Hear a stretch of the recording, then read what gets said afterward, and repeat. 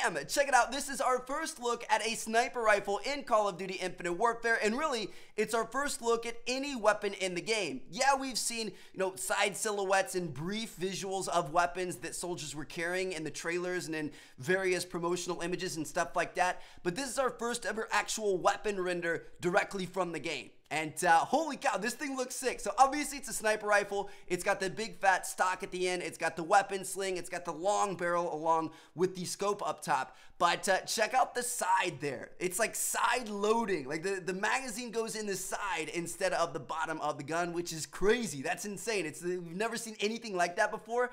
And honestly, it's got me pretty hyped. So you might be wondering where this image came from. Well, this came from the latest edition of Game Informer, which is GameStop's kind of like official magazine. You have to sign up for a subscription for it and stuff like that. And a lot of people probably don't have a Game Informer subscription. So I wanted to share this with you guys because they actually had kind of a cool article on Infinite Warfare. And a lot of the stuff they talked about was single player campaign based, and a lot of it was what we kind of already knew from like the campaign trailer, which you guys are seeing on screen, along with all the interviews and stuff like that. So we're going to skip over that stuff, and we're going to focus only on the multiplayer side of things. And this is what they had to say. They said, Infinite Warfare features more weapons than any other Call of Duty title. Alright, so that's starting off with the bang. We are going to have more weapons than we've ever had before, which is crazy. And I want to say that more is always better. That's not necessarily true. With more weapons, it's going to be more difficult to balance and make sure everything fits in line.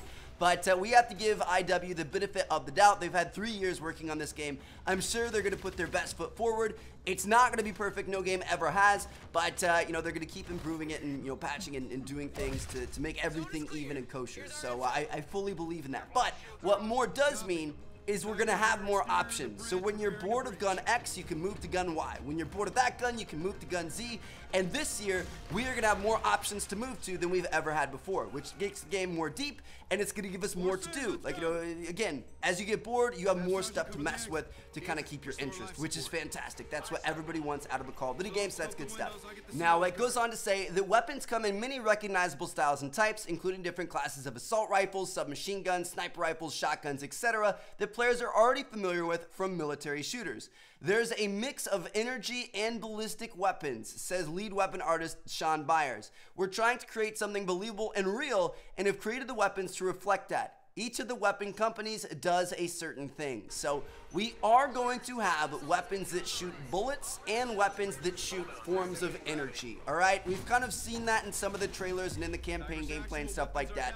I know some people aren't going to be the biggest fans of this idea. I know some people don't really like the energy weapons that started to come into Black Ops 3, but it's just a part of the time period that we're in, the setting of the game. Yes, I agree with most of you out there. I would have preferred to go back to old school, like World War style, but that's not where this Call of Duty is. So it wouldn't make sense to only have ballistic weapons in the games. They're only going along with the theme of the game. I think it's going to be pretty cool. It's obviously going to be something totally different than what we've seen before. We did have a couple in Infinite Warfare, but I think they're going to go out on a little bit more of a limb this year. It could be kind of cool. We'll have to wait and see. Don't judge it before you see it. Now, it goes on to say that while keeping the feeling of these weapons true to their original inspirations, this setting has allowed the team to create some more interesting guns as well, like collapsing an assault rifle into a submachine gun to switch functionality on the fly. So that sounds kind of cool. We've had somewhat similar weapons like that in the past, like in Call of Duty Ghosts and stuff. And we'll have to wait and see what happens. That might not even make it into multiplayer. That could be a single player only thing. Then it goes on to say the weapons in Infinite Warfare come from 5 or 6 core fictional manufacturers plus a few others for sights, stocks, and other attachments. And in this article, it actually goes in to who these 5 or 6 manufacturers are, and I thought it was kind of interesting. I figured you guys might want to see it as well, so let's go through these. So first of all, we have Kindle Ballistics, and this is obviously going to be everybody's favorite because these make actual bullet weapons. This military-grade weapons manufacturer primarily makes M4s and other traditional Call of Duty weaponry. So, we could have M4s, we could have M16s, we could have old-school weapons coming back. That's pretty exciting. The recognizable weaponry has a futuristic touch, like an M4 with an OLED GPS display. Kindle creates realistic weapons. Guns don't look like motorcycles or anything, says Byers. People still use guns from the early 1900s today, so there's no reason why these guns shouldn't exist some way in this universe. You look on screen, you'll go, oh, I know that gun. So that's pretty exciting. We aren't just going to be in the future. We are going to get old favorites in this game, which is I mean, that's fantastic. That's good news. You know, being in the future, that's some of the best news we could get. So that's pretty good. Now, next up, we've got Mishimo. This is a Japanese company that creates high-energy, fast-firing weapons. These guns still feel like ballistic-style weapons, but with interesting and unusual perks due to the energy cell ammunition. For instance, a weapon could have a smart sight on the side so that when you shift the weapon, you can move from submachine gun functionality to blow the rest of your cell on a shotgun-style blast. You can then pop out your empty energy cell and put it into a rechargeable cap to keep the party going, essentially allowing you to regenerate ammo. These weapons often have multiple functions that can use energy in interesting ways for diverse situations. So this definitely sounds like something that's going to be primarily campaign based. I can't imagine too much craziness where you can switch from, you know, SMG to AR to shotgun to stuff like that on the fly in multiplayer. That just make it too much of a shit show. But we could see some functionality like this in multiplayer. Some weapons could have these little unique quirks. I mean, back in Advanced Warfare, we had the IMR, which if you guys remember, it 3D printed bullets, both in the campaign and in multiplayer.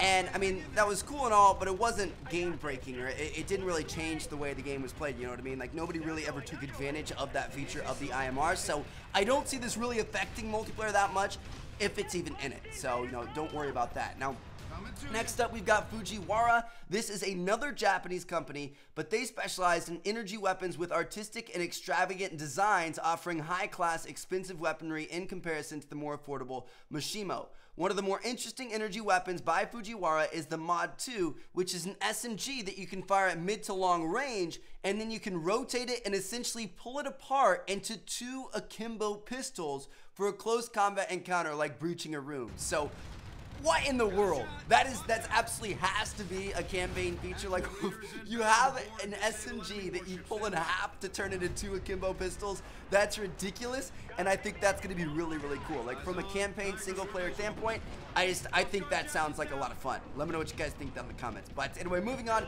Next up, our 4th one is called EDI. This one focuses on experimental weapon designs and energy weapons with a focus on high quality. These are some of the most advanced weapons available in the game, showcasing secret prototypes. So that sounds pretty secretive and pretty crazy. And then finally, last but not least, we have Atomic Dynamics, prototype company specializing in raw designs with exposed capacitors and wiring, big screen presence, and experimental technology. Expect railguns and weapons that charge up, but they're a bit more rough around the edges than EDI's offering. So this is kind of like the wholesale, the kind of like bargain shopper EDI. So yeah, I mean, it sounds pretty crazy. That's kind of our first ever rundown on the weapons in Infinite Warfare. We're gonna have a mix of new and old. Like, obviously, being that far in the future, we are gonna have these futuristic railgun, charge up, energy type weapons, but at the same time, we also have that first company we talked about, Kindle Ballistics, which is gonna be making M4s, AK-47s, MP5s, M16s, stuff like that. So it's gonna be a nice mix of everything. We'll have to wait and see how that shakes up.